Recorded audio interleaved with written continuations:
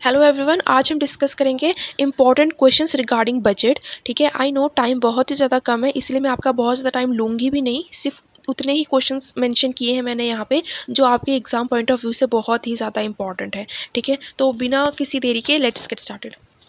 So guys, budget को complete करने से पहले हम ना कुछ स्टैटिक पार्ट पढ़ लेते हैं और ये सिर्फ 8 क्वेश्चंस है। ठीक है, 8 क्वेश्चंस है और बहुत ही ज़्यादा इंपॉर्टेंट है। ठीक है, तो देखो, फर्स्ट वुमेन फाइनेंस मिनिस्टर जिसने यूनियन बजट को प्रेजेंट किया है, नाम क्या है? निर्मला सीतारमन ही है। लेकिन देखो, ये क्वेश्चन इतना ऐसा लग रहा है ना कि सीतारमन नहीं है।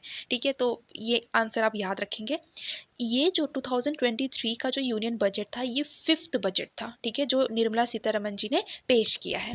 देन हलवा सेरेमनी होती है जब हमारा बजट सेशन प्रेजेंट किया जाता है ना, उसके 10 दिन पहले हलवा सेरेमनी की जाती है। ठीक है, then next is first union budget. Independent India का फर्स्ट यूनियन बजट किसने पेश किया था? तो R.K. शनमुखम शेट्टी जी ने। शेट्टी याद रखो सिर्फ आप। ठीक है, शेट्टी।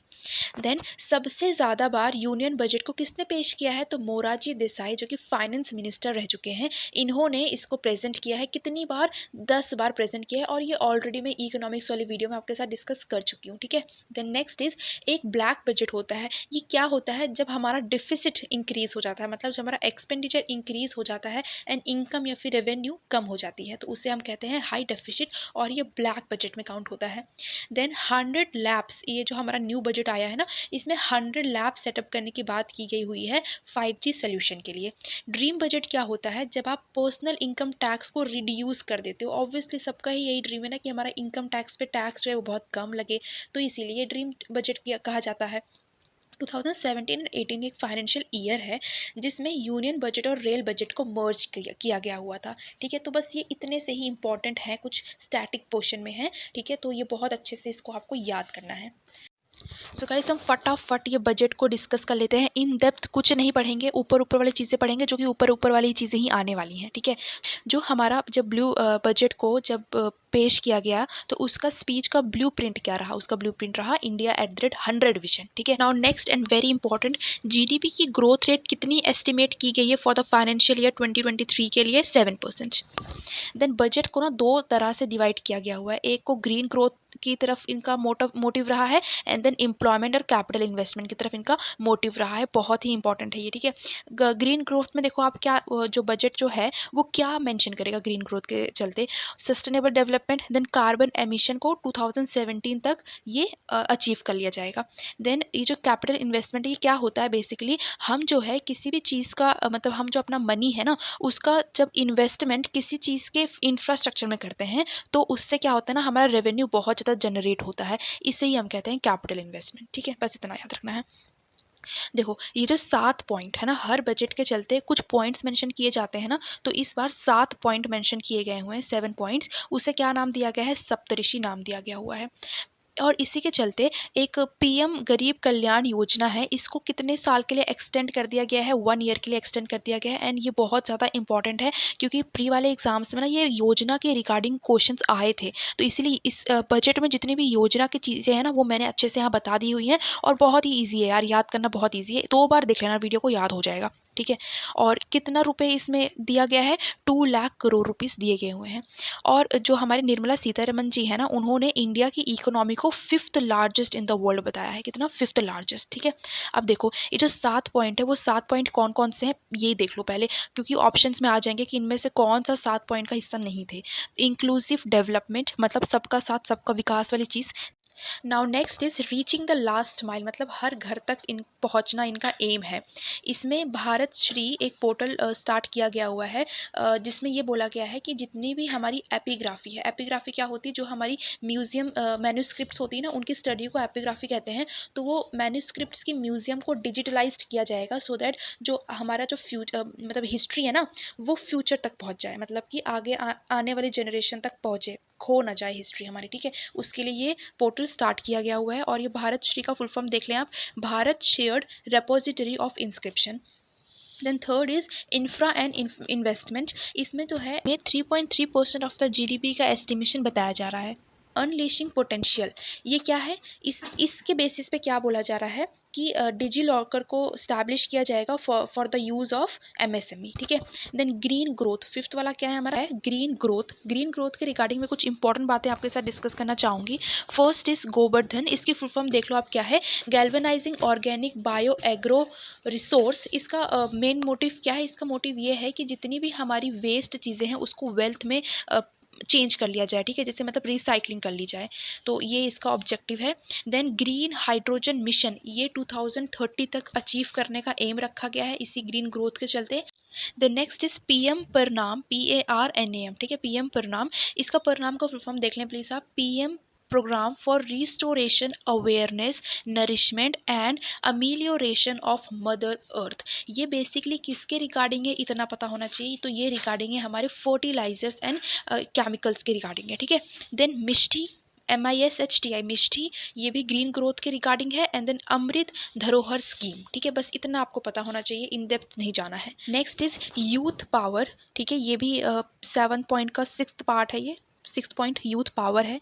इसमें क्या बोला गया हुआ है, इसको ना अमृत पीढ़ी भी बोला जाता है, यूथ पावर को अमृत पीढ़ी भी बोला जाता है। इसके चलते प्रधानमंत्री कौशल विकास योजना 4.1 को लॉन्च किया जाएगा, जो कि क्या फोकस करता है, ये इस चीज़ पे एम करता है कि जितनी भी हमारे अनएम्प्लॉयड पीपल हैं उनको ट्रेनिंग प्रोवाइड करना, स्किल प्रोवाइड करना, सो दैट वो लोग एम्प्लॉयड हो पाएँ, ठीक है। देन फाइनेंशियल सेक्टर, ये हमारा लास्ट हो जाता है फाइनेंशियल सेक्टर। एंड इसके रिगार्डिंग भी कुछ इंपॉर्टेंट चीज़ें हैं जो मैं आपके साथ बहुत अच्छे से डिस्कस करूँगी, और ये बहुत ज़्यादा इंपॉर्टेंट है, ठीक है। देखो यहाँ पे ये बस थोड़े से ही हैं, इसको प्लीज़ आप देख लो, बहुत इंपॉर्टेंट है। देखो टोटल एक्सपेंडिचर कितना रखा गया है, 45 लाख करोड़ रखा गया है for the financial year 2023 and 24, मतलब अभी के बजट में टोटल एक्सपेंडिचर कितना रखा गया है, इतना रखा गया है। फिजिकल डेफिसिट क्या होता है, ये इकोनॉमिक्स वाली वीडियो में बताया यार, अब ये न्यू डिस्कस करूंगी। देखो 6.4% ऑफ द जीडीपी बोला गया हुआ है 2023 एंड 22 एंड 23 का है, ये पुराने साल का कितना था, 6.4% ऑफ द जीडीपी था। इस बार कितना है, ये 5.9% ऑफ द जीडीपी, तो ये it is a good thing, ठीक है। देन टारगेट कितना रखा गया है 2025 एंड 26 के लिए, तो 4.5, बिलो 4.5% ये टारगेट रखा गया हुआ है आगे आने वाले नए फाइनेंशियल ईयर के लिए, ठीक है। देन इसी फाइनेंशियल सेक्टर में ही हम कवर करेंगे एक important senior citizen saving scheme.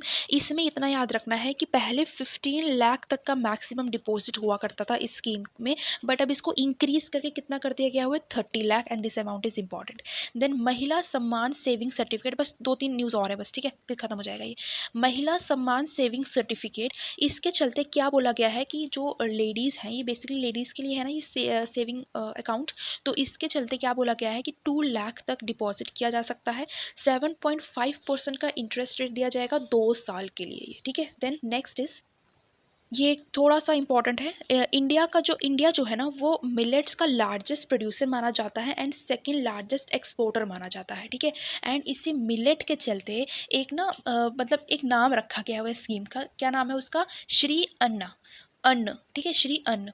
तो ये इंपॉर्टेंट है, पूछा जा सकता है श्री अन्न इनमें से किन चीज़ों के लिए है, तो मिलेट्स के लिए है ये, ठीक है। देन नेक्स्ट योजना है प्रधानमंत्री मत्स्य संपदा योजना।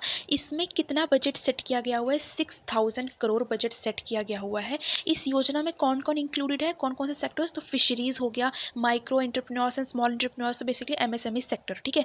देन नेक्स्ट यहाँ पे ये ना एस्टिमेशन यार देख लो, ये इंपॉर्टेंट है। एजुकेशनल सेक्टर में, जो एजुकेशन सेक्टर में जीडीपी कितना है, 2.9% ऑफ द जीडीपी कंट्रीब्यूट करेगा ये, और इसका बजट कितना सेट किया गया हुआ है एजुकेशन सेक्टर को, तो 1.12 लाख करोड़ रुपीस। देखो कितना इतना अमाउंट मिला है एजुकेशन सेक्टर के लिए, ठीक है। देन डिफेंस सेक्टर इंपॉर्टेंट है, इसमें 4.32 लाख करोड़ इसमें सेटअप किया गया हुआ है। एनर्जी कितनी सेटअप की गई हुई है, 9.4 लाख करोड़। एनर्जी क्या मतलब, ये जो हम ग्रीन ग्रोथ वगैरह पढ़ रहे हैं ना कब से, तो उसके लिए ये बजट सेटअप किया गया हुआ है। देन हेल्थ के लिए, हेल्थ का अमाउंट इतना इंपॉर्टेंट नहीं है, इसमें ना एक चीज़ यहाँ मैंने मेंशन की है, दैट इज़ नर्सिंग कॉलेज को सेटअप किया जाएगा, क्योंकि ना अभी जो हमारा कोविड टाइम हुआ था ना उसके चलते ये चीज़ मतलब बहुत ज़्यादा एक्शन में आई है कि डॉक्टर्स के साथ साथ उनके जो सपोर्टिंग स्टाफ है ना उसको भी इंक्रीमेंट मिलना चाहिए, इसलिए नर्सिंग कॉलेज को सेटअप करने की बात की गई हुई है, तो ये इंपॉर्टेंट है। देन इसी के चलते ना एक बीमारी है, ठीक है, अनीमिया है, सिकल सेल एनीमिया कहते हैं उसको। तो ये बेसिकली क्या है, जब जो हमारा RBC होता है ना, रेड ब्लड सेल वो हमारा मतलब ओवल शेप का थोड़ा होता है, बट जब सिकल सेल एनीमिया होता है ना तो वो आरबीसी जो होता है वो सिकल शेप में हो जाता है। ठीक है, तो इसको एलिमिनेट करने का भी इन्होंने हेल्थ वाले पार्ट में बात की है। ठीक है, देन रेलवे का जो बजट है वो कितना है, 2.4 लाख करोड़। और यहाँ पे नेक्स्ट आ जाओ, यहाँ टैक्स स्लैब तो पता ही है ना, टैक्स स्लैब वगैरह तो सब पता ही होगा यार। बजट में सबसे पहले सबसे ज़्यादा वही लोग सोच रहे होते हैं कि कितना आएगा कितना नहीं आएगा, उसी का इंतजार कर रहे होते हैं, तो वो तो पता ही होगा। देन नेक्स्ट जो हम कौन सी चीज़ें सस्ती हो गई हैं, कौन सी चीज़ें महंगी हो गई, तो चीपर में मैंने टीवी एंड कैमरा को ऐड किया हुआ है, बाकी और भी हैं बट ये इंपॉर्टेंट है। देन यहाँ पे जो कॉस्टली हो गई ना वो आप देख लो, बाकी जो सिगरेट है ना, सिगरेट्स, उनके ऊपर 16% का टैक्स रेट लगाया गया हुआ है, ये इंपॉर्टेंट है 16%। ठीक है, तो इसी के साथ हमारा जो ये बजट है ये कंप्लीट हो जाता है। सो गाइज मेंस के लिए ये मेरी लास्ट वीडियो थी and I really tried my level best कि आपको मिनिमम टाइम में मैक्सिमम मटेरियल मिल पाए। ठीक है, सो आई होप ये सारी चीज़ें आपके लिए बहुत ज़्यादा यूज़फुल रहेंगी और ये जो PDF मैं टेलीग्राम पे सेंड कर दूँगी। So guys I wish you all the very very best and take care.